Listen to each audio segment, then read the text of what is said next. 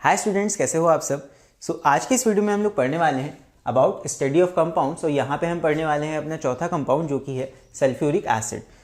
Basically हमने last के videos में तीनों कंपाउंड्स को कवर कर लिया है, जहाँ हमने पढ़ा था HCl के बारे में, फिर हमने पढ़ा अमोनिया के बारे में और उसके बाद लास्ट वीडियो में जिसमें हमने देखा था नाइट्रिक एसिड के बारे में। अब हम पढ़ने वाले हैं एक और एसिड जो कि है सल्फ्यूरिक एसिड, और ये क्या होता है, ये कैसे प्रिपेयर किया जाता है और फिर इसके ऊपर बेस्ड रिएक्शंस, ये सब कुछ हम देखने वाले हैं इस वीडियो में। लास्ट वीडियोस की तरह यहाँ पे भी जो रिएक्शंस मैं बताऊंगा डिटेल में बताऊंगा, इस वीडियो को आप स्किप मत करना, पूरा एंड तक देखना।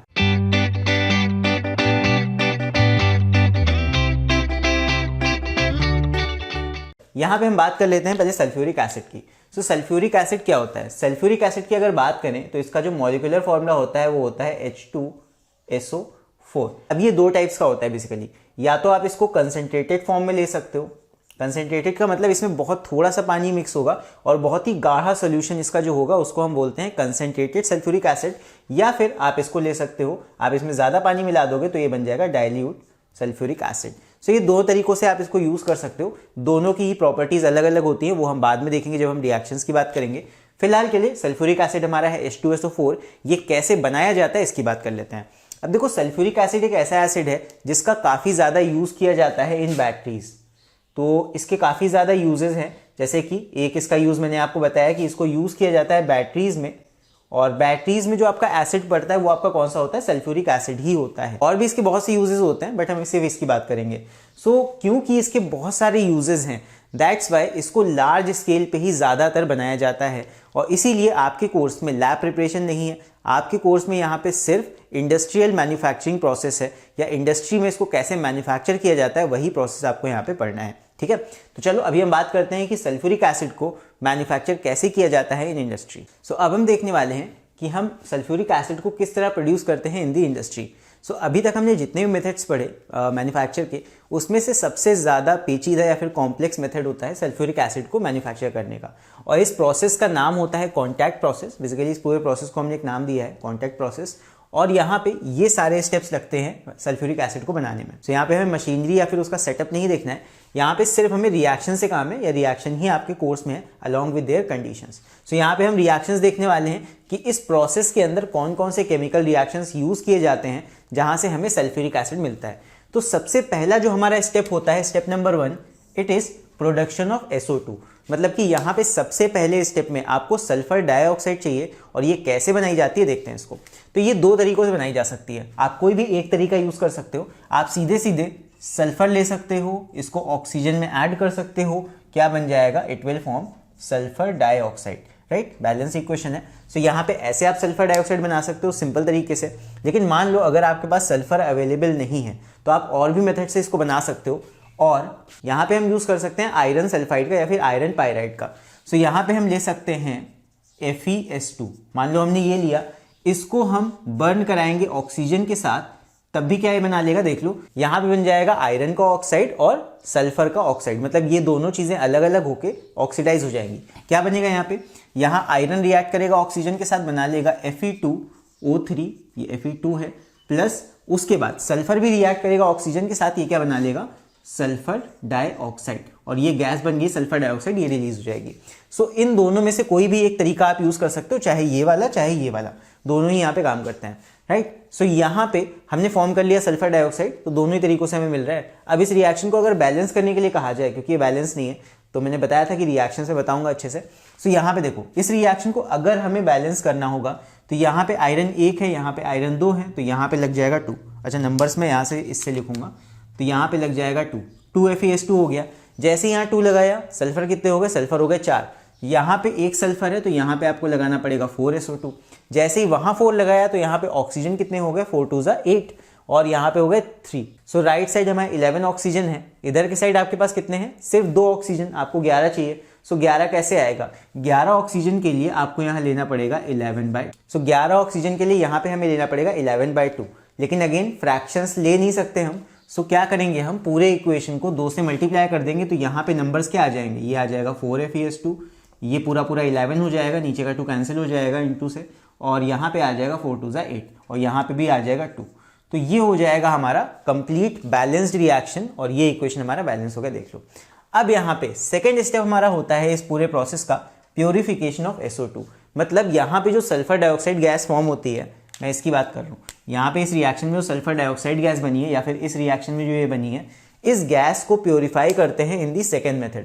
अब इसका कोई एज सच केमिकल रिएक्शन नहीं है, बस इस गैस को हम फिल्टर्स से पास करते हैं, इसको प्योरीफाई कर लेते हैं। फिर इसके बाद यहाँ पे आता है स्टेप नंबर 3, जहाँ पे हम करते हैं oxidation of SO2 to SO3।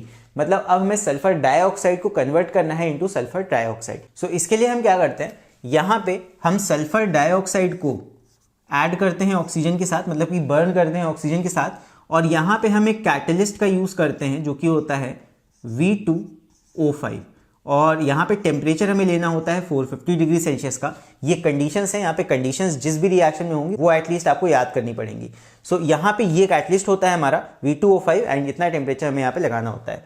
अब जैसे ही यहाँ पे ये पर्टिकुलर रिएक्शन होगा, यहाँ पे हमें मिल जाता है सल्फर ट्राइऑक्साइड, मतलब यहाँ पे सल्फर कन्वर्ट हो जाता है, सल्फर डाइऑक्साइड कन्वर्ट हो जाता है इनटू सल्फर ट्राइऑक्साइड। अब यहाँ पे इस रिएक्शन को बैलेंस अगर करेंगे तो क्या होगा, सल्फर एक है, सल्फर एक है, ऑक्सीजन यहाँ पे आपके कितने हैं 4, यहाँ पे कितने हैं 3, तो बैलेंस करना पड़ेगा, इधर के ऑड को इवन बनाना पड़ेगा। सो यहाँ पे लगा देते हैं 2, यहाँ से सल्फर हमारे 2 हो गए, सो यहाँ पे भी आपको 2 लगाना पड़ेगा। यहाँ पे 3 2 6 ऑक्सीजन है, यहाँ पे 2 2 4 ऑक्सीजन प्लस 2 6, तो ऑक्सीजन भी बैलेंस हो गया, सल्फर भी बैलेंस हो गया एंड ये रिएक्शन हमारा हो गया बैलेंस। सो इस रिएक्शन में हमने क्या किया, यहाँ पे हमने सल्फर डाइऑक्साइड को चेंज कर लिया सल्फर ट्राइऑक्साइड में। यही हमारा था स्टेप नंबर 3। इसके बाद नेक्स्ट हमारा स्टेप होता है कि ये जो सल्फर ट्राइऑक्साइड बना है इसे हमें एब्जॉर्ब कराना पड़ता है इन सल्फ्यूरिक एसिड। अब आप कहोगे ये क्या बात हुई, सल्फ्यूरिक एसिड तो हमें बनाना है, लेकिन इस प्रोसेस की खास बात यह है कि यहाँ पे हमें सल्फ्यूरिक एसिड का ही यूज करना पड़ता है टू मैन्युफैक्चर सल्फ्यूरिक एसिड। मतलब आप सल्फ्यूरिक एसिड का ही यूज करके उसी को बनाओगे, जैसे कहते हैं नहीं जहर जहर को काटता है, तो उसी तरह सल्फ्यूरिक एसिड का ही यूज करके सल्फ्यूरिक एसिड को बनाना है। क्या होता है समझते हैं। देखो यहाँ पे बेसिकली एब्जॉर्प्शन के केस में हम क्या करते हैं, यहाँ पे हम लेते हैं सल्फर ट्राइऑक्साइड और इसको ऐड करते हैं H2SO4 यानी कि सल्फ्यूरिक एसिड में, और ये क्या फॉर्म कर लेता है, ये फॉर्म कर लेता है कंपाउंड जो कि होता है ओलियम, जो कि होता है H2S2O7। यहां पे बन जाता है ओलियम। देख लो H2S2 एंड O7, ये बेसिकली मिक्स हो जाती हैं दोनों चीजें या एब्जॉर्ब हो जाती हैं दोनों चीजें। तो यहाँ पे ये जो कंपाउंड फॉर्म हुआ इसको हम बोलते हैं ओलियम। ये एक इंपॉर्टेंट कंपाउंड है और ये पूछा भी जा सकता है केमिस्ट्री में, MCQ टाइप क्वेश्चंस में या फिर फिल इन द ब्लैंक में, तो ये चीज आप याद रखना। फिर लास्ट स्टेप हमारा आता है डाइल्यूशन ऑफ ओलियम, मतलब कि यहाँ पे जो ये ओलियम फॉर्म हुआ है अब हमें इसको डाइल्यूट करना है, मतलब इसमें वाटर ऐड करना है। सो जैसे ही इसमें वाटर हम ऐड करते हैं, यहाँ पे हम लेंगे H2S2O7 और इसमें हम जैसे ही वाटर ऐड करते हैं ये वाटर के साथ रिएक्ट करके बना लेता है 2 मॉलिक्यूल्स ऑफ H2SO4। ये रिएक्शन हो जाता है डाइल्यूशन पे, मतलब जैसे ही आप ओलियम में वाटर ऐड करोगे ये उतना स्टेबल नहीं होता और ये ब्रेक हो जाता है into 2 molecules of sulphuric acid. So यहाँ पे हमारा फॉर्म हो जाता है सल्फ्यूरिक एसिड। सो अब यहाँ पे एक चीज समझना, यहाँ पे इस प्रोसेस में हमने सल्फ्यूरिक एसिड का ही यूज किया, यहाँ पे we have used sulphuric acid और यहाँ पे हमने बनाया भी सल्फ्यूरिक एसिड है। तो हमने जब वही चीज यूज करके वही चीज बनाई तो हमें फायदा क्या हुआ यहाँ पे आप देख लो, यहाँ पे हमने यूज किया 1 वॉल्यूम ऑफ H2SO4। जैसे मान लो आपने 1 लीटर H2SO4 यहाँ पे यूज किया बनाने में, तो आपका कितने लीटर H2SO4 बना, यहाँ पे आपको डबल H2SO4 मिल रहा है। जैसे कहते नहीं 1 का 2, 2 का 4, तो वही चीज यहाँ पे हो रही है। आपने मान लो 1 लीटर H2SO4 यूज किया, सो आपको 2 लीटर H2SO4 मिलेगा। अब उसमें से फिर से जब आप उस 2 लीटर H2SO4 को यूज करोगे तो आपको 4 लीटर H2SO4 मिलेगा। सो कहीं ना कहीं आपका H2SO4 जो है वो मल्टीप्लाई होता जा रहा है या डबल होता जा रहा है हर प्रोसेस में। जैसे जैसे आपका H2SO4 बनता जाएगा उसको आप वहां से निकालते जाओगे, फिर जो बचा हुआ H2SO4 होगा वो अगली बार यूज हो जाएगा इन दी मैन्युफैक्चरिंग प्रोसेस। सो इस प्रोसेस को हम बोलते हैं कॉन्टैक्ट प्रोसेस, जिसमें कि ये सारे स्टेप्स लगते हैं। यहाँ पे ये सारे स्टेप हैं, step 1, step 2, step 3, step 4 and step 5, और यहाँ पे 4 स्टेप्स में ही आपके रिएक्शन है। इन सारे स्टेप्स में स्टेप नंबर 2 तो सिर्फ प्योरिफिकेशन होता है और बाकी ये पूरे स्टेप्स लगते हैं कॉन्टैक्ट प्रोसेस में। आप चाहो तो यहाँ पे स्क्रीनशॉट ले सकते हो इसका, और बाकी मुझे नहीं लगता इसमें एज सच कोई डिफिकल्टी है। बस यहाँ पे आपको थोड़ी सी चीजें याद रखनी पड़ेंगी, एटलीस्ट आपको नाम याद रखना पड़ेगा सारे स्टेप्स का कि किस स्टेप में क्या हो रहा है, और अगर आपको स्टेप्स के नाम याद होंगे, स्टेप में क्या हो रहा है ये याद होगा, सो आप थोड़े बहुत रिएक्शन यहाँ पे बना ले जाओगे, राइट। तो 4 बार आपको प्रैक्टिस करना पड़ेगा। हाँ, बाकी मैं ये कहूंगा कि यहाँ रटने की जरूरत नहीं पड़ेगी आपको, अगर आप ये चीज याद कर लोगे तो आप रिएक्शन आराम से बना ले जाओगे।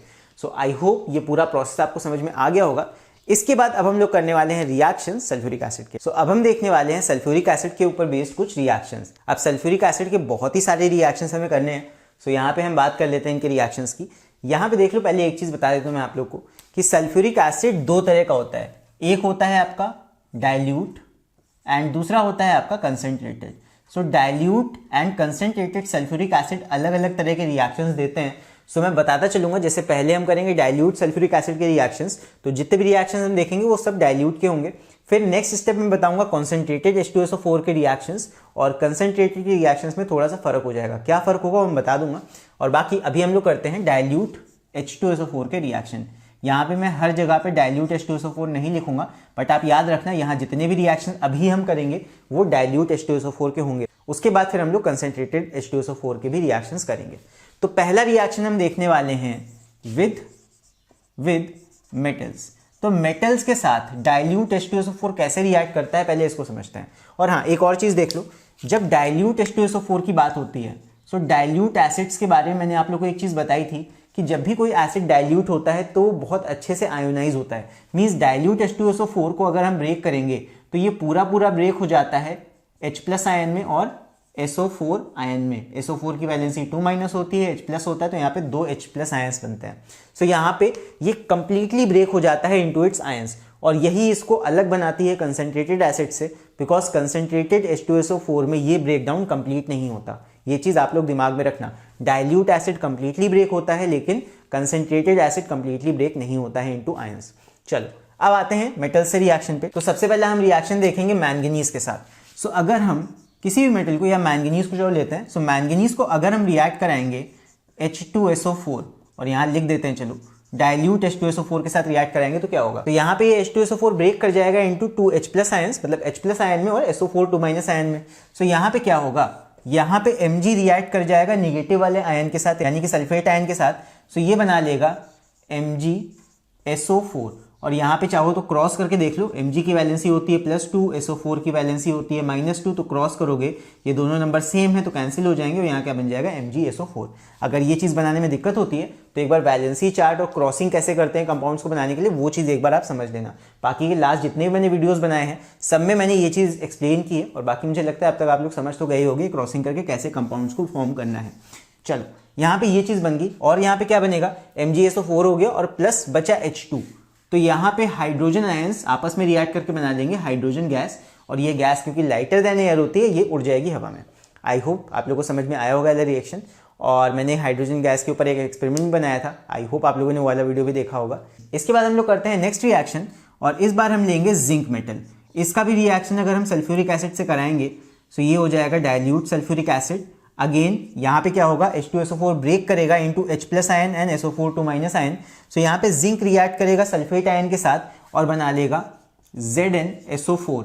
अब यहाँ पे भी कोई नंबर नहीं लगेगा बिकॉज जिंक की वैलेंसी +2 होती है, SO4 की वैलेंसी -2 होती है, आपस में दोनों वैलेंसीज कैंसिल हो जाएंगी, तो यहाँ कोई नंबर नहीं लगेगा नीचे।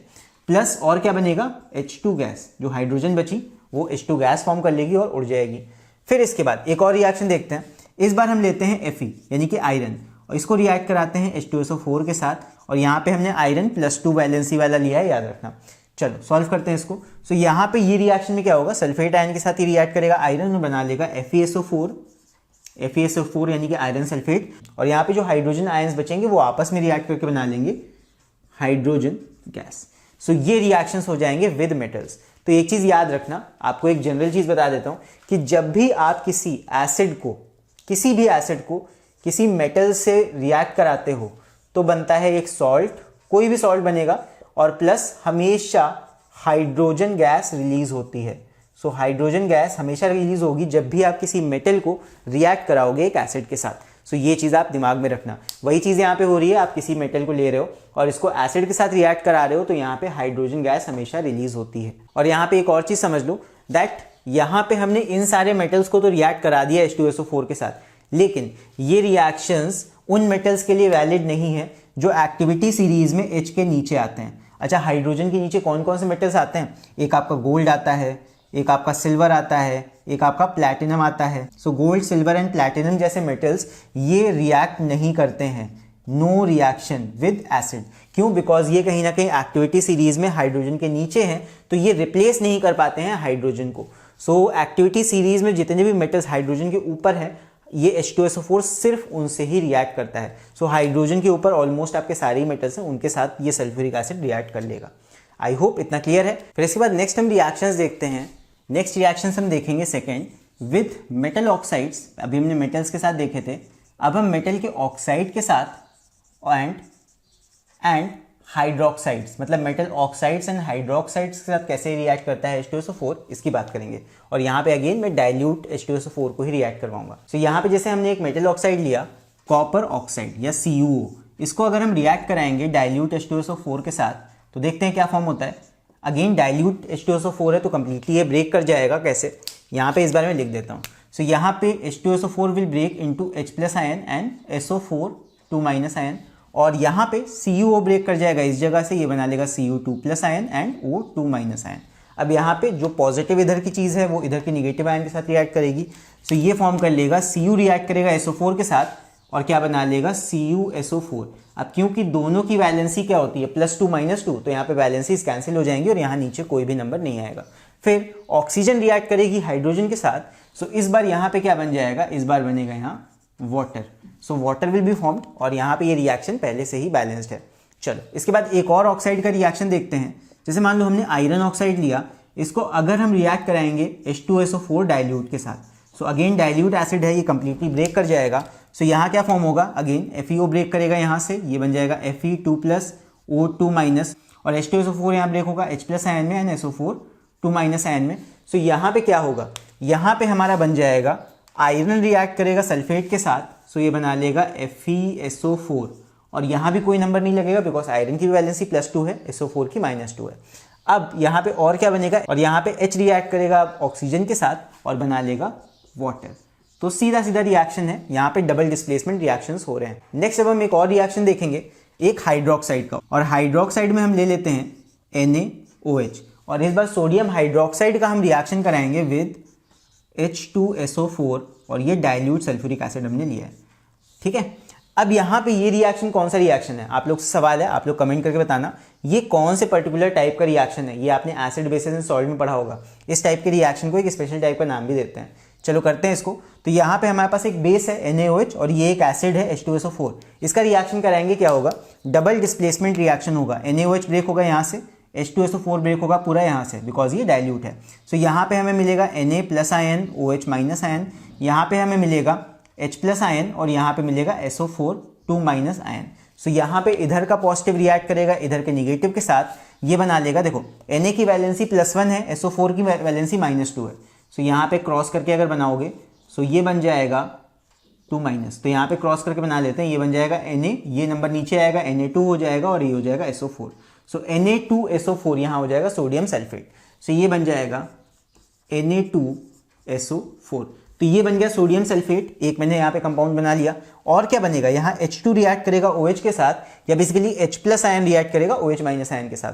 तो H और OH मिलके क्या बना लेते हैं, H और OH हमेशा मिलके बनाते हैं वाटर। ये मैंने लास्ट वीडियोज़ में भी बताया हुआ है। सो ये बना लेगा H2O। ठीक है, सो यहाँ पे ये तो कंप्लीट हो गया, लेकिन क्योंकि यहाँ पे नंबरिंग हमने थोड़ा चेंज करी है, मतलब यहाँ नीचे ये नंबर्स लगे हैं, तो इसकी वजह से अब हमें यहाँ पे बैलेंसिंग भी करनी पड़ेगी।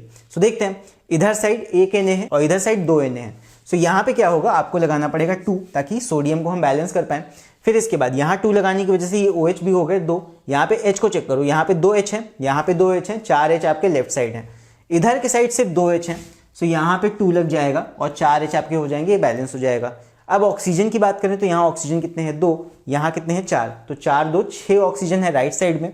इधर कितने हैं, यहाँ पे 4 ऑक्सीजन है और यहाँ पे 2 ऑक्सीजन है, तो 4 2 6 इधर भी हो गए।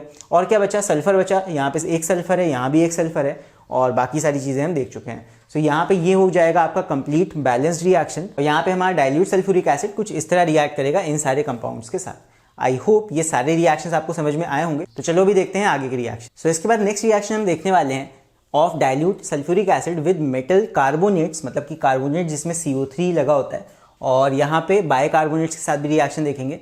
सो जिसमें भी CO3 या HCO3 लगा होगा जिन कंपाउंड्स में, उसके साथ सल्फ्यूरिक एसिड कैसे रिएक्ट करता है ये हमें देखना है। तो यहाँ पे कार्बोनेट्स की एक खास बात आप याद रख लो, यहाँ पे मैं बता देता हूँ दैट कार्बोनेट्स जो होते हैं, जितने भी कार्बोनेट्स होते हैं, ये कार्बन डाइऑक्साइड गैस रिलीज करते हैं जब भी इनका रिएक्शन किया जाता है। बेसिकली कार्बोनेट्स ब्रेक डाउन हो जाते हैं और ये कार्बन डाइऑक्साइड गैस जरूर रिलीज करते हैं, राइट। तो ये चीज़ आप दिमाग में रखना। तो यहाँ पे पहला रिएक्शन हम करने वाले हैं जिंक कार्बोनेट को लेकर। तो जिंक कार्बोनेट हमने लिया, ये कार्बोनेट है, प्लस इसमें हम ऐड करेंगे सल्फ्यूरिक एसिड, और ये डाइल्यूट सल्फ्यूरिक एसिड होने वाला है बिकॉज अभी हम डाइल्यूट सल्फ्यूरिक एसिड के ही रिएक्शंस देख रहे हैं। सो यहाँ पे क्या होगा, ये कंप्लीटली ब्रेक हो जाएंगे, ये कंप्लीटली ब्रेक हो जाएंगे यहाँ से, और क्या फॉर्म कर लेंगे देखते हैं। यहाँ पे हमारा बन जाएगा, एक तो बनेगा Zn2+ आयन, यहाँ बनेगा कार्बोनेट आयन, मतलब निकल जाएंगे, दोनों स्प्लिट हो जाएंगे। यहाँ बनेगा H+ आयन, यहाँ बनेगा SO4 2- आयन, मतलब ये कंपाउंड्स स्प्लिट हो जाएंगे इनटू देयर आयंस। अब यहाँ पे क्या होगा, इधर वाला पॉजिटिव आयन रिएक्ट करेगा इधर के निगेटिव के साथ, यानी जिंक रिएक्ट करेगा सल्फेट के साथ, क्या बना लेगा, क्रॉस कर लो यहाँ पे, ये बनेगा +2 और ये हो जाएगा SO4 2-। तो जिंक की वैलेंसी +2 होती है, सल्फेट की वैलेंसी 2- होती है, क्रॉस कर लोगे वैलेंसीज कट जाएंगी, ये हो जाएगा ZnSO4, सीधे सीधे बन जाएगा। ये मेथड आपने क्लास 9th केमिस्ट्री में पढ़ा होगा। तो यहाँ पे जिंक सल्फेट बन गया ZnSO4, और यहाँ क्या बनेगा, और यहाँ पे कार्बोनेट आयन रिएक्ट करेगा इस H+ आयन के साथ और बना लेगा H2CO3। अच्छा, H2CO3 क्यों बन रहा है, बिकॉज H+ आयन होता है और कार्बोनेट आयन की वैलेंसी 2- होती है, तो क्रॉस करोगे क्या बन जाएगा, ये नंबर नीचे आएगा, H2 हो जाएगा CO3, सो ये बन जाएगा। सो अगर आपने इस सीरीज का पहला वीडियो देखा होगा तो वहां मैंने बताया था दैट ये जो कंपाउंड है इसको हम बोलते हैं carbonic acid, it is called carbonic acid. और कार्बोनिक एसिड की एक खास बात ये होती है, ये कोल्ड ड्रिंक्स में पाया जाता है, और जब भी आप कोल्ड ड्रिंक का ढक्कन खोलते हो, मतलब प्रेशर रिलीज करते हो, वहाँ पे बबल्स बनने लगते हैं, मतलब कि वहाँ पे जितनी कार्बन डाइऑक्साइड डिजोल्व होती है वो सारी निकलने लगती है। सो एक तरह से कार्बोनिक एसिड जब भी है तो उसको आप कोल्ड ड्रिंक की तरह समझो। अगर ये प्रेशराइज्ड कंडीशन में होगा तो ये फॉर्म रहता है, लेकिन जैसे ही यहाँ से प्रेशर रिलीज होता है ये कहीं ना कहीं ब्रेक हो जाता है into carbon dioxide plus water, मतलब ये बना नहीं रह पाता कार्बोनिक एसिड। जैसे ही इसमें से प्रेशर रिलीज किया जाता है ये स्प्लिट हो जाता है, कार्बन डाइऑक्साइड अलग हो जाती है, इसमें से वाटर अलग हो जाता है। सो कहीं ना कहीं हमारे रिएक्शन में हम H2CO3 नहीं लिखेंगे, यहाँ पे हम क्या लिखेंगे, carbon dioxide plus water, carbon dioxide plus water. So ये हो जाएगा हमारा कंप्लीट रिएक्शन, और बस इसे अब बैलेंस करना रह गया है। सो बैलेंस कर लेते हैं, इधर जिंक है इधर भी जिंक है, एक ही है दोनों, यहाँ पे CO3 C1 है, उधर भी C1 है। तो अब हम देख लेते हैं ऑक्सीजन कितने हैं। तो यहाँ पे 3 ऑक्सीजन, यहाँ 4 ऑक्सीजन, ये हो गए 7, और यहाँ पे 4 2 6 1 7 ऑक्सीजन उधर भी हो गए। सो यहाँ पे हमारे सारे एलिमेंट्स बैलेंस्ड हैं दोनों तरफ, तो ये रिएक्शन हमारा बैलेंस्ड हो गया। आई होप ये रिएक्शन कैसे बना ये समझ में आ गया होगा। अब हम देखने वाले हैं एक बाइकार्बोनेट का रिएक्शन, मतलब HCO3 वाले कंपाउंड का रिएक्शन विद डाइल्यूट H2SO4। तो यहाँ पे हम लेते हैं सोडियम बाइकार्बोनेट या बाइकार्बोनेट ऑफ सोडा, जो भी आप इसको कहो, ये खाने वाला सोडा होता है, सोडियम बाइकार्बोनेट। सो यहाँ पे इसका रिएक्शन हम कराएंगे H2SO4 के साथ और डाइल्यूट H2SO4 के साथ। सो यहाँ पे क्या हो जाएगा देखते हैं। यहाँ पे ये कंपाउंड्स ब्रेक करेगा यहाँ से NaHCO3, और ये यहाँ से ब्रेक करेगा, यहाँ हो जाएगा Na+ आयन हमें मिलेगा, और बाइकार्बोनेट आयन यहाँ पे हमें मिलेगा, यहाँ पे मिलेगा H+ आयन, यहाँ पे मिलेगा सल्फेट आयन।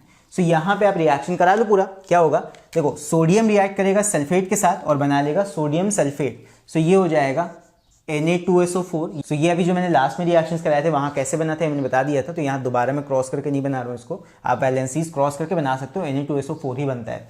फिर यहाँ पे H+ रिएक्ट करेगा इस HCO3 के साथ और क्या बना लेगा, अगेन ये फॉर्म कर लेगा H2CO3। और फिर मैं बता दूं ये ऐसे नहीं रहेगा, ये यहाँ पे ब्रेक कर जाएगा into carbon dioxide and water. So ये रिएक्शन यहाँ पे इस तरह हो जाएगी। सो अब हम इसको बैलेंस करते हैं। सो यहाँ पे बैलेंस करने के लिए देखो, यहाँ पे सोडियम से स्टार्ट करते हैं, तो इधर 1 सोडियम है, इधर 2 सोडियम है, यहाँ पे आपको लगाना पड़ेगा 2। जैसे ही 2 लगाएंगे, यहाँ कार्बन कितने हो गए, कार्बन हो गए यहाँ पे 2, इधर कार्बन कितना है 1, तो यहाँ पे भी आपको 2 लगाना पड़ेगा। अब ऑक्सीजन को चेक करते हैं। सो ऑक्सीजन कितने हैं, यहाँ पे ऑक्सीजन है 6, और यहाँ पे है 4 ऑक्सीजन, 6 4 10 ऑक्सीजन लेफ्ट साइड है, इधर साइड 4 ऑक्सीजन, यहाँ पे 4 ऑक्सीजन, 4 4 8 और 1 9। सो राइट साइड हमारे 9 ऑक्सीजन है। सो अब इसको कैसे बैलेंस करें, देखो यहाँ पे हाइड्रोजन पहले काउंट कर लो कितने हैं, यहाँ 2 हाइड्रोजन, यहाँ 2 हाइड्रोजन नहीं 4 हाइड्रोजन है।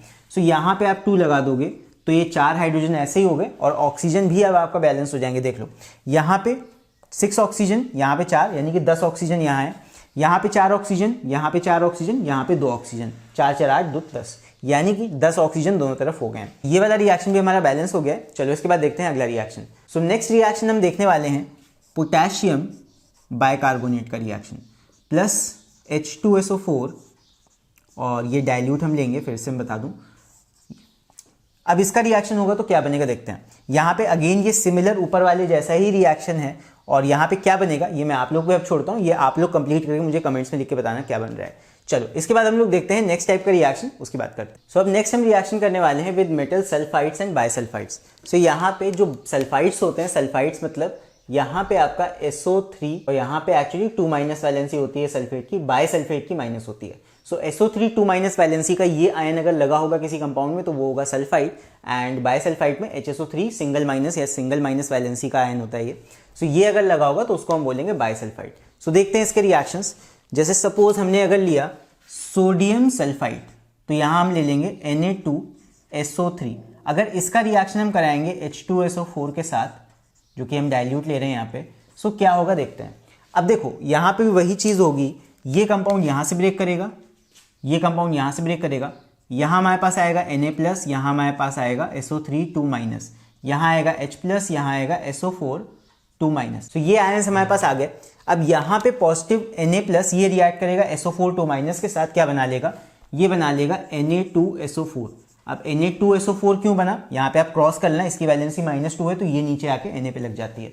यहाँ पे बन गया Na2SO4 यानी सोडियम सल्फेट। और क्या बनेगा यहाँ ये H+ रिएक्ट करेगा इस SO3 के साथ और ये बना लेगा H2SO3, ये बन गया राइट। लेकिन यहाँ पे ये स्टेबल नहीं रह पाएगा और ये ब्रेक कर जाएगा। जैसे कार्बोनेट्स में क्या हो रहा था, H2CO3 ब्रेक कर रहा था, उसी तरह यहाँ पे H2SO3 ना बन के ये ब्रेक कर जाता है इनटू H2O प्लस SO2 यानी सल्फर डाइऑक्साइड एंड वाटर में ये ब्रेक कर जाता है। सो इसीलिए यहाँ पे ये चीज़ हम नहीं लिखेंगे, यहाँ पे हम लिखेंगे H2O प्लस SO2 यानी कि फाइनल प्रोडक्ट्स यहाँ पे हम लिखते हैं। सो यहाँ पे वाटर बन जाएगा और सल्फर डाइऑक्साइड बन जाएगा। सो इनके लिए आप ये चीज़ याद कर लो कि सल्फाइड्स एंड बाइसल्फाइड्स में आपका सल्फर डाइऑक्साइड बनता है एंड प्रोडक्ट में, ठीक है। तो सल्फर डाइऑक्साइड गैस यहाँ पे रिलीज हो जाएगी और ये हवा में उड़ जाएगी। फिर इसके बाद एक और रिएक्शन देखते हैं ऑफ सोडियम बाइसल्फाइड। तो सोडियम बाइसल्फाइड का रिएक्शन अगर हम कराएंगे डाइल्यूट सल्फ्यूरिक एसिड से तो क्या होगा देख लो। अगेन ऊपर वाले रिएक्शन जैसा ही है, बस थोड़ा सा डिफरेंट यहाँ पे होता है। यहाँ पे ये यहाँ से ब्रेक करेगा, ये यहाँ से ब्रेक करेगा, क्या होगा देखते हैं। यहाँ पे बन जाएगा Na रिएक्ट करेगा SO4 के साथ, बना लेगा Na2SO4 यानी कि सोडियम सल्फेट। और क्या बनेगा, यहाँ पे H+ आयन रिलीज होगा, वो रिएक्ट करेगा HSO3 के साथ और यहाँ पे क्या बन जाएगा, ये बन जाएगा H2SO3। अगेन ये ऐसे नहीं लिखेंगे, यहाँ पे हम क्या लिखना पड़ेगा, वाटर प्लस सल्फर डाइऑक्साइड। सो ये हवा में रिलीज हो जाएगी। अब यहाँ पे फर्क क्या आएगा, सेम रिएक्शन बना लेकिन फर्क आएगा बैलेंसिंग में दोनों की। तो बैलेंसिंग करना हम भूल गया था, चलो बैलेंसिंग करते हैं इसकी। सो ऊपर वाले रिएक्शन को अगर हम बैलेंस करें तो देखो सोडियम यहाँ पे 2 हैं, यहाँ पे भी 2 हैं। फिर हम बात कर लेते हैं हाइड्रोजन की। सो हाइड्रोजन की बात करें तो यहाँ पे हाइड्रोजन 2 हैं और यहाँ पे भी 2 हैं, तो हाइड्रोजन भी बैलेंस है। फिर सल्फर यहाँ पे 1 है, यहाँ पे 1 है और यहाँ पे 1 2, मतलब 2 सल्फर भी हमारे प्रेजेंट है। फिर ऑक्सीजन यहाँ पे कितने हैं, O3 यहाँ पे 3, यहाँ पे 4, मतलब 7 ऑक्सीजन। और यहाँ पे 4 ऑक्सीजन, यहाँ पे 2, 6 और 1 7, तो यहाँ पे 7 ऑक्सीजन और इधर भी 7 ऑक्सीजन। मतलब ये वाला रिएक्शन जो ऊपर वाला रिएक्शन है ये हमारा बैलेंस्ड है। नीचे वाले रिएक्शन में दिक्कत आएगी, क्यों, बिकॉज यहाँ पे 1 H ये एक्स्ट्रा था। तो चलो अभी हम लोग इस रिएक्शन को बैलेंस करते हैं। सो यहाँ पे हमारे पास है सोडियम सल्फाइड और यहाँ पे सोडियम हमारे पास 1 है, यहाँ पे 2 सोडियम है। तो सबसे पहले हमें यहाँ पे 2 लगाना पड़ेगा, ठीक है। तो यहाँ पे 2 लगाने की वजह से बाकी सब नंबर्स पे भी अफेक्ट पड़ेगा। तो यहाँ पे पहले हम H को देखते हैं। यहाँ पे हमारे पास 2 H हैं, यहाँ हमारे पास 2 H हैं, तो 4 H हो गए। यानी कि यहाँ पे H2 में हमें लगाना पड़ेगा, H2O में लगाना पड़ेगा 2, तभी जाके यहाँ 4 H हो जाएंगे और यहाँ पे भी 4 H हो गए, 2 H यहाँ पे, 2 H यहाँ पे। सो H बैलेंस हो गया और हमारा सोडियम भी बैलेंस हो गया है। और यहाँ पे हम देख लेते हैं चलो ऑक्सीजन को। सो ऑक्सीजन यहाँ पे हमारे पास कितनी है, और ऑक्सीजन से पहले सल्फर को देख लेते हैं। सल्फर यहाँ पे हमारे पास 2 हैं, तो यहाँ पे 2 सल्फर के लिए हमें यहाँ भी कितना लगाना पड़ेगा, SO2 के पहले हमें 2 लगाना पड़ेगा, तो ये हो गए 2S। तो सल्फर भी हमने बैलेंस कर लिया है दोनों तरफ। यहाँ पे हो गए देख लो 2S और यहाँ पे 1S यानी कि 3S, यहाँ पे 1S और यहाँ पे 2S यानी कि 3S। फिर यहाँ पे हम ऑक्सीजन को देख लेते हैं। सो ऑक्सीजन यहाँ पे हमारे कितने हैं, 2 3 6 ऑक्सीजन यहाँ पे हैं, 4 यहाँ पे, यानी 10 ऑक्सीजन लेफ्ट साइड है।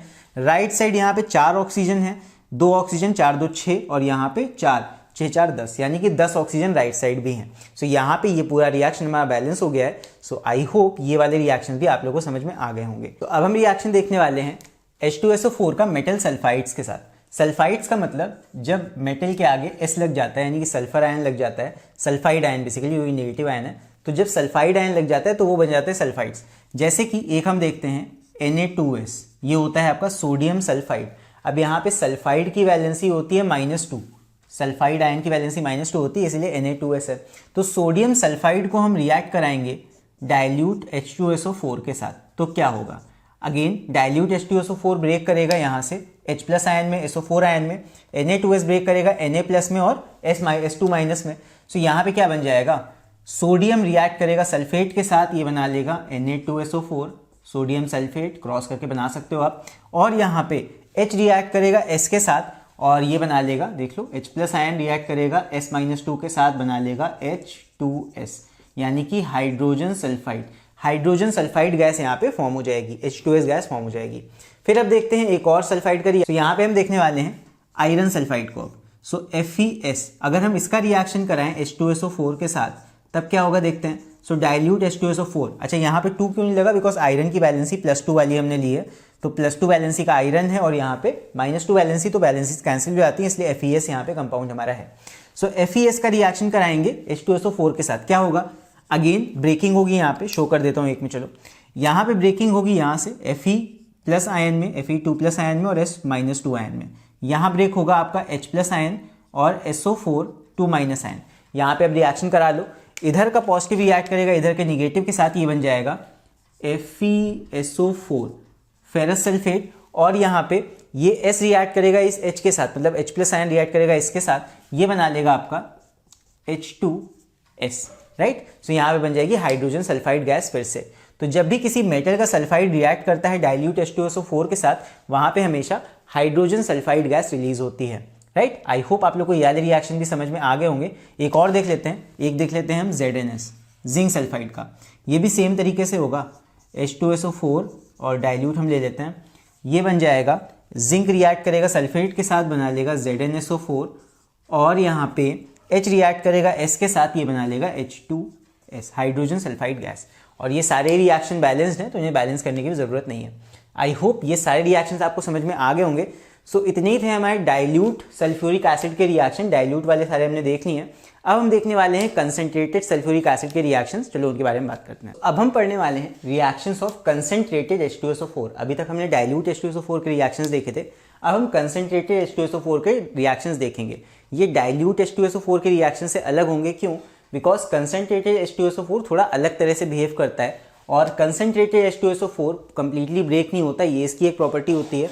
और साथ में यहाँ पे इसकी कुछ और प्रॉपर्टीज भी हैं, जैसे कि फॉर एग्जाम्पल पहली प्रॉपर्टी देखते हैं, it acts as an oxidising agent. It acts as an oxidising agents. कई हमने रिएक्शंस में इसको ऑक्सीडाइजिंग एजेंट के तौर पे यूज़ किया था, जब हमने और स्टडी ऑफ कंपाउंड्स किए थे, तो वहाँ पे कई बार लैब प्रिपरेशन में हम इसको यूज़ करते थे एज ऑक्सीडाइजिंग एजेंट। तो ऑक्सीडाइजिंग एजेंट की तरह इसका यूज़ होता है, मतलब इट प्रोवाइड्स नेसेंट ऑक्सीजन। ये आपको नेसेंट ऑक्सीजन देता है रिएक्शन में, मतलब कि इसमें आप कोई भी चीज़ ऐड करोगे, जैसे HNO3 कर रहा था, ये नेसेंट ऑक्सीजन प्रोवाइड कर देगा और अपने साथ वाली चीज़ को ऑक्सीडाइज कर देगा। जैसे फॉर एग्जाम्पल हम एक रिएक्शन देखते हैं, हम कार्बन को मतलब ऐड करते हैं सल्फ्यूरिक एसिड के साथ, और इस बार कंसंट्रेटेड सल्फ्यूरिक एसिड हम लेंगे, तो यहाँ पे इसको रिएक्ट कराते हैं, देखते हैं क्या होता है। यहाँ पे ये सल्फ्यूरिक एसिड पार्शली ब्रेक करेगा पहली चीज़, और यहाँ पे ये प्रोवाइड करेगा नेसेंट ऑक्सीजन इस कार्बन को। तो यहाँ पे पहली चीज़ हमारे सामने बनेगी कार्बन डाइऑक्साइड, क्यों? क्योंकि कार्बन को मिल जाएगा यहाँ नेसेंट ऑक्सीजन जो कि H2SO4 प्रोवाइड करेगा। नेक्स्ट हमें क्या मिलेगा? अब नेक्स्ट सल्फ्यूरिक एसिड ब्रेक करता है into hydrogen and sulphur dioxide gas. H2SO4 further break करेगा into water and sulphur dioxide gas. तो यहाँ पे H2SO4 कुछ इस तरह रिएक्ट करेगा, ये नेसेंट ऑक्सीजन प्रोवाइड करेगा कार्बन को, ये बना लेगा CO2, और साथ में ये H2SO4 क्योंकि कंसंट्रेटेड है, ये ब्रेक कर जाएगा सीधे सीधे into water and sulphur dioxide gas. अगला रिएक्शन देखते हैं। अब हम देखते हैं अगर सल्फर के साथ हम इसका रिएक्शन कराएंगे तब क्या होगा। सो H2SO4 कंसंट्रेटेड के साथ अगर हम सल्फर को रिएक्ट कराएंगे, अगेन ये इसको नेसेंट ऑक्सीजन प्रोवाइड करेगा, जिससे ये रिएक्ट करके क्या बना लेगा, it will form sulphur dioxide, and उसके बाद H2SO4 फर्दर ब्रेक कर जाएगा इनटू H2O एंड SO2 और उसके बाद SO2 गैस यहाँ से रिलीज हो जाएगी। सो ये हो जाएगा behaviour of H2SO4 as an oxidising agent. इसके बाद इसकी एक और प्रॉपर्टी देखते हैं। So next property is it acts as a dehydrating agent.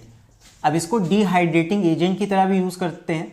इसका मतलब ये यहाँ पे ये सारा मॉइस्चर सोख लेता है किसी भी कंपाउंड में से। जैसे कि फॉर एग्जाम्पल, जैसे मान लो आपने लिया ग्लूकोज 6,6H12O6, तो इसको अगर हम रिएक्ट कराएंगे कंसनट्रेटेड H2SO4 के साथ में, तो यहाँ पे ये कंसनट्रेटेड H2SO4 इसको पहली बार ब्रेक करेगा और इसमें से सारा मॉइस्चर अपने अंदर सोख लेगा। कैसे? देखो, यहाँ पे ये बॉन्ड ब्रेक कर देगा यहाँ से, यानी कि यहाँ पे कार्बन अलग हो जाएगा और H2O अलग हो जाएंगे, यानी कि यहाँ पे क्या आ जाएंगे, हमारे पास 6 कार्बन एटम्स आ जाएंगे, प्लस यहाँ पे H12O6 है तो यहाँ पे आपके पास 6H2O आ जाएंगे। मतलब यहाँ पे आप हाफ कर दो इसको तो ये आ जाएगा 6H2O, राइट। सो यहाँ पे ये फॉर्म हो जाएगा और यहाँ पे जितना भी पानी अलग होगा, वाटर अलग होगा, ये सारा एब्जॉर्ब कर लेगा कंसनट्रेटेड H2SO4। सो ये बिहेव करता है एज अ डिहाइड्रेटिंग एजेंट। एक और देखते हैं। इसके बाद मान लो हमने केन शुगर लिया। केन शुगर का फॉर्मूला होता है C12H22O11। अगर इसको हम रिएक्ट कराएंगे H2SO4 के साथ और कंसनट्रेट लेंगे यहाँ पे भी, तो ये क्या होगा, यहाँ पे भी यही चीज़ होगी। यहाँ पे बॉन्ड ब्रेक हो जाएगा, यहाँ से कार्बन अलग हो जाएंगे। सो यहाँ पे हमें मिलेंगे 12 कार्बन एटम्स प्लस यहाँ मिलेंगे हमें 11H2O। तो कहीं ना कहीं कंसनट्रेटेड H2SO4 बिहेव करता है एज अ डिहाइड्रेटिंग एजेंट और यहाँ पे वाटर हमारा अलग हो जाता है इस कंपाउंड में से। यहाँ पे एक और चीज़ देख सकते हो। मान लो आपने लिया कॉपर सल्फेट CuSO4.5H2O और यहाँ पे ये हाइड्रेटेड कॉपर सल्फेट है। इसको अगर हम रिएक्ट कराएंगे H2SO4 के साथ जो कि कंसनट्रेटेड है, तो ये क्या करेगा, ये इसमें से सारा मॉइस्चर सोख लेगा। सो यहाँ पे कॉपर सल्फेट अलग हो जाएगा और वाटर ऑफ क्रिस्टलाइजेशन अलग हो जाएगा। तो ये आ जाएगा CuSO4 प्लस 5H2O। यहाँ पे वाटर और CuSO4 अलग अलग हो जाएंगे। तो यहाँ पे चेंज हमें क्या देखने को मिलेगा, ये मैंने कॉपर सल्फेट वाले अपने एक्सपेरिमेंट के वीडियो में बताया था आप लोग को। कॉपर सल्फेट जब हाइड्रेटेड फॉर्म में होता है तो ये होता है ब्लू कलर का, और जब ये होता है मतलब यहाँ से वाटर ऑफ क्रिस्टलाइजेशन निकल जाता है, एनहाइड्रस कॉपर सल्फेट हो जाता है, तब ये हो जाता है आपका डर्टी वाइट कलर का, मतलब वाइट कलर का हो जाता है। सो ये चेंज आ जाता है यहाँ पे, ये चेंज भी आप याद रख सकते हो। सो ये हो जाते हैं रिएक्शंस ऑफ कंसनट्रेटेड H2SO4 जहाँ पे ये एक्ट करता है एज डिहाइड्रेटिंग एजेंट और ये सारा पानी सोख लेता है उस कंपाउंड से। इसके बाद देखते हैं इसकी लास्ट प्रॉपर्टी जो कि होती है it acts as a non volatile acid. So it acts as a non volatile acid. इसका मतलब क्या हुआ कि यहाँ पे जो कंसनट्रेटेड H2SO4 है ये कंप्लीटली ब्रेक नहीं करता, ये सिर्फ ब्रेक करता है into H+ ion plus HSO4 minus ion. मतलब यहाँ पे H2 और सल्फेट में ब्रेक नहीं होता, ये बाय सल्फेट में ब्रेक होता है जो कि कम रिएक्टिव है, कम वोलाटाइल है। चलो इसके कुछ रिएक्शंस देख। तो पहला रिएक्शन हम देखेंगे इसका NaCl के साथ। मान लो हमने NaCl के साथ रिएक्ट किया H2SO4 को और ये हमारा है कंसनट्रेटेड। सो ये कैसे रिएक्ट करेगा देख लेते हैं। अब यहाँ पे NaCl तो यहाँ से ब्रेक करता है, NaCl हमारा ब्रेक करेगा Na और Cl में, लेकिन ये H2SO4 इस बार ब्रेक करेगा H+ में और HSO4 माइनस में, क्योंकि इसकी प्रॉपर्टी होती है कंसनट्रेटेड की कि ये कंप्लीटली ब्रेक नहीं करता है। सो यहाँ पे Na आपका रिएक्ट करेगा इस बायसल्फेट के साथ और बना लेगा NaHSO4 सोडियम बायसल्फेट, और यहाँ पे H+ रिएक्ट करेगा इस Cl के साथ और बना लेगा इंटू HCl, यानी कि हाइड्रोक्लोरिक एसिड यहाँ पे फॉर्म हो जाएगा, राइट। आई होप ये वाला रिएक्शन समझ में आ गया होगा और ये बैलेंस है तो हमें इसको बैलेंस करने की भी जरूरत नहीं। नेक्स्ट अभी हम रिएक्शन देखते हैं KCl का। इसी तरह का रिएक्शन होगा ये। यहाँ पे हम H2SO4 के साथ रिएक्शन कराएंगे, कंसनट्रेटेड H2SO4 लेंगे और इसका भी रिएक्शन ऊपर वाले रिएक्शन की तरह ही होगा। यहाँ भी H2SO4 कंप्लीटली ब्रेक नहीं होगा, अगेन H+ आयन में और HSO4 में ब्रेक होगा। तो यहाँ क्या बन जाएगा, ये बन जाएगा KHSO4 प्लस यहाँ पे हो जाएगा आपका HCl। सो यहाँ पे पोटेशियम बायसल्फेट बनेगा, potassium bisulphate and HCl। I hope ये वाले रिएक्शन समझ में आ गए होंगे। इसके बाद हम देखते हैं नाइट्रेट्स के रिएक्शन। तो यहाँ पे कुछ नाइट्रेट्स हम ले लेते हैं, लाइक NaNO3 का रिएक्शन देखेंगे हम विद H2SO4 और ये हमने लिया कंसनट्रेटेड। चलो देखते हैं यहाँ पे। सो यहाँ पे भी यही चीज है दैट NaNO3 यहाँ से ब्रेक होगा into sodium and nitrate ion और यहाँ पे H2SO4 ब्रेक करेगा into H+ and HSO4 minus ion. यहाँ पे ब्रेक होगा Na+ में और NO3 माइनस में। तो यहाँ पे रिएक्शन देख लो, यहाँ पे Na रिएक्ट करेगा HSO4 के साथ, बना लेगा NaHSO4 मतलब कि सोडियम बाइसल्फेट, और यहाँ पे H+ रिएक्ट करेगा NO3 के साथ और यहाँ बना लेगा HNO3, मतलब यहाँ पे बन जाएगा नाइट्रिक एसिड, जो लास्ट वीडियो में हम लोगों ने देखा था कंपाउंड। इसके बाद एक हम देख लेते हैं KNO3 का रिएक्शन, पोटेशियम नाइट्रेट का रिएक्शन विद H2SO4, और ये भी कंसनट्रेटेड लेना है हमें। फिर इसके बाद इसका रिएक्शन भी इसी की तरह होगा, यहाँ भी H और HSO4 में टूटेगा ये, सो यहाँ पे K रिएक्ट करेगा HSO4 के साथ और बना लेगा KHSO4 प्लस, और क्या होगा यहाँ पे H+ आयन जो बचेगा वो NO3 के साथ रिएक्ट करके बना लेगा HNO3, सो यहाँ भी बन जाएगा नाइट्रिक एसिड। तो जब हम नाइट्रेट्स का रिएक्शन करते हैं कंसनट्रेटेड सल्फ्यूरिक एसिड के साथ तो बनता है HNO3, और जब हम क्लोराइड्स का रिएक्शन करते हैं कंसनट्रेटेड H2SO4 के साथ तो क्या बनता है, हाइड्रोक्लोरिक एसिड। सो ये थे सारे रिएक्शंस ऑफ H2SO4। कंसनट्रेट के रिएक्शंस भी हमने देखे और डाइल्यूट के भी हमने रिएक्शंस यहाँ पे देख लिए हैं। सो आई होप ये सारे रिएक्शंस आपको अच्छे समझ में आए होंगे। सो आई होप जितनी भी चीज़ें मैंने यहाँ पे इस वीडियो में समझाई हैं आपको सारा कुछ अच्छे से समझ में आ गया होगा। तो अगर आपको ये वीडियो अच्छा लगा हो तो इस वीडियो को लाइक जरूर करना, एंड अगर इस चैप्टर के आपको हैंड रिटन नोट्स चाहिए तो उसके लिए आप मेरी ऐप को डाउनलोड कर सकते हो। वहाँ पे मेरे केमिस्ट्री सेमेस्टर 2 वाले कोर्स में जाके आप मेरे सारे हैंड रिटन नोट्स को देख सकते हो। वहाँ पे आपको सारे वीडियोज भी मिल जाएंगे और सारे हैंड रिटन नोट्स भी मिल जाएंगे। सो चलो मिलते हैं फिर अगले वीडियो में। Till then take care, see you and bye bye.